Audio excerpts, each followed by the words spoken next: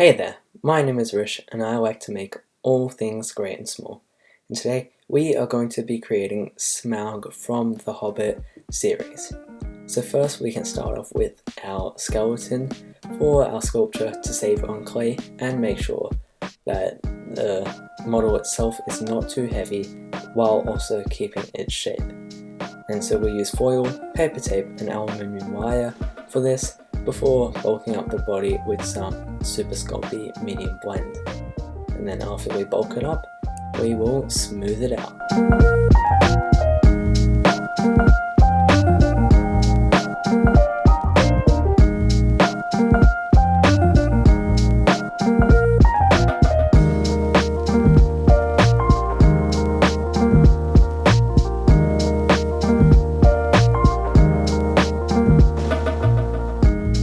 Once we have fully bulked up the body, we can add the skeleton for the wings using some doubled or tripled up armature wire to make sure that it can withstand the weight of the clay before making the connection between the wire and the already bulked up body smooth.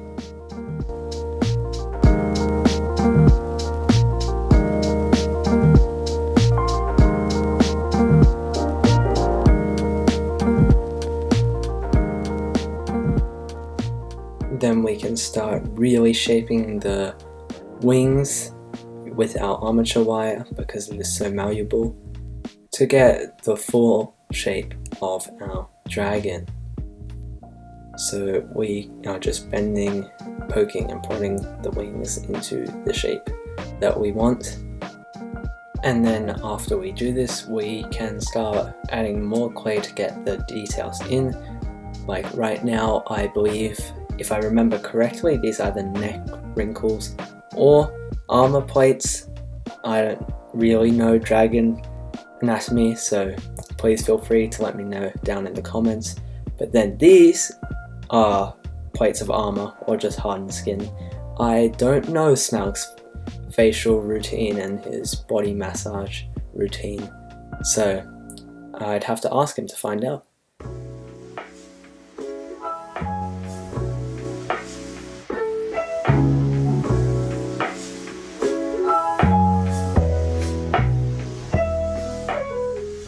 Then we can texture all of the plates of armor. As you can see there, I went with my scalpel and other sharper tools, just scratching it. And then we can add all the spikes. Hindsight being what it is, I should have baked these spikes before the oven, but I don't really plan, and I just kind of like to sculpt on the go. It keeps me on my toes. So once we can add all of these spikes, the back of his back, well, the back of the dragon looks really good now, and we will later add some more armor plates with the spikes going all the way to the end of the tail. And then we can add his neck wrinkle, the saggy, what I like to call gobble gobble, that you'll see on turkeys. And I saw this in Smaug's design as well, because I think when he has his neck fully extended, it tightens, and so when it's not fully extended, it does not stretch and sort of stays like this. Now, using this random lanyard I found in a drawer, I can then start adding all of the scale texture. I should have used one of my ball stylus tools, create a roller or something like that, but I still think that this texture looks really nice. And then we can start bulking up the wings.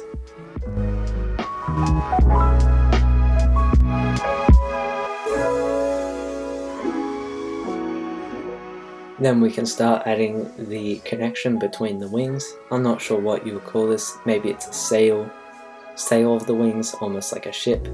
And as you can see there, we magically shaped it by moving it out of the screen and then back in. And then we can smoothen out the connection, but not too much, as we want it to look different to the bone of the dragon's wing. And as you can see here, we are now putting all the armor plates I talked about earlier. And I did not plan this as well. I should have probably gone ahead and done all of this at the time.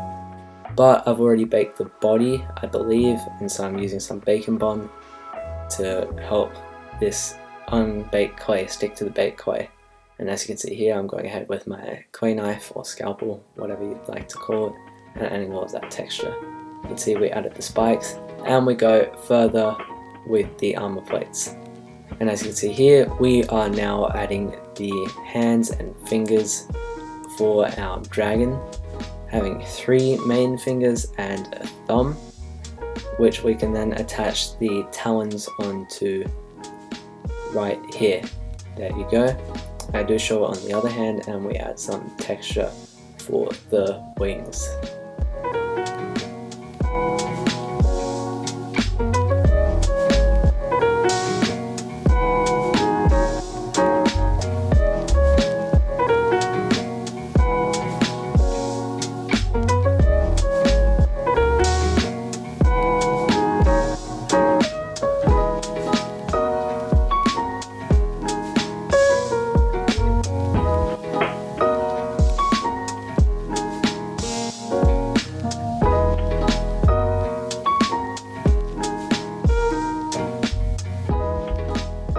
And now once I start moving the dragon around like crazy, we can attach the connection for his head to his neck joint.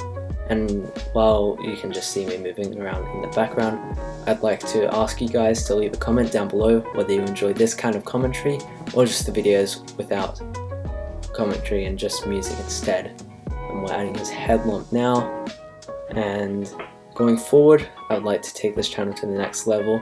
This creation may not be to the standard of what I am making now, because this creation was made almost exactly 1 year ago, but then the announcement of the Lord of the Rings show was made and I thought, why not release it then? And here we are now, without any planning. It's dropping late, the video is dropping late, it's already 5th episode now, Saturday, that I am recording this voiceover, but we got there in the end. And so now we're adding all of the facial details after cutting out the mouth slit. And so we're just bulking up the face, adding all the muscles. The head was a lot larger than I would have liked it to be, but for a first time sculpting a dragon head, it looks alright. But in one of my sooner videos, I think I'll release in weeks to come, where I sculpt a venomized Spinosaurus, which is my absolute favorite creation I've ever made. That head, everything about that is just way better than this one. So make sure to stick around if you like this one to view that video. And now we are adding in the eyes. This creation now looks quite creepy with this kind of a head. Don't worry, it gets better once I add the spikes. But I'll leave you guys to just watch for a bit. Watch me sculpt the head, add in all the details, and I'll come back just before the painting.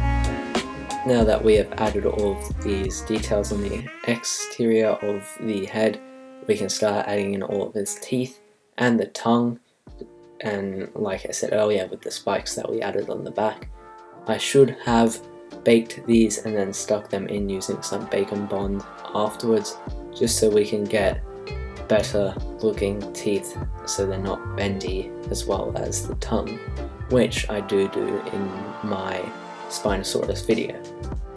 So as you can see here, the head was quite heavy, but once it's baked and gone into the oven, should be ready to paint. So starting with a nice white base coat, as you can see here, just so we can get it everywhere and it's just easier to paint on the other colours afterwards. So then we start with a deep crimson colour, which should have been darker, so I fixed that later on to a more maroon colour. As you can see here, we paint all the plates of armour with a nice black, and just hitting any of the spots with the spikes and anything else that should be black with that black paint. And as you can see at the end of the tail, we went ahead and added all of the armour spikes that I talked about earlier.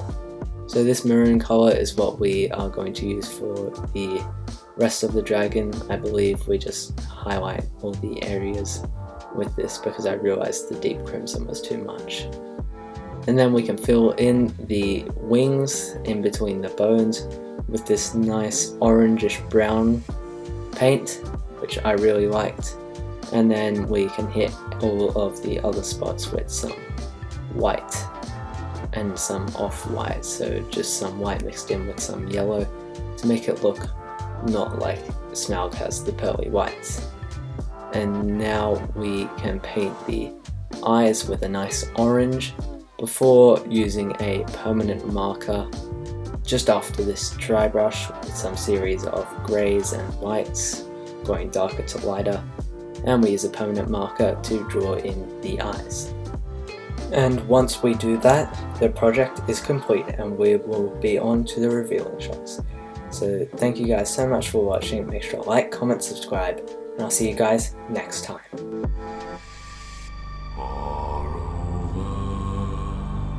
The misty mountains cold,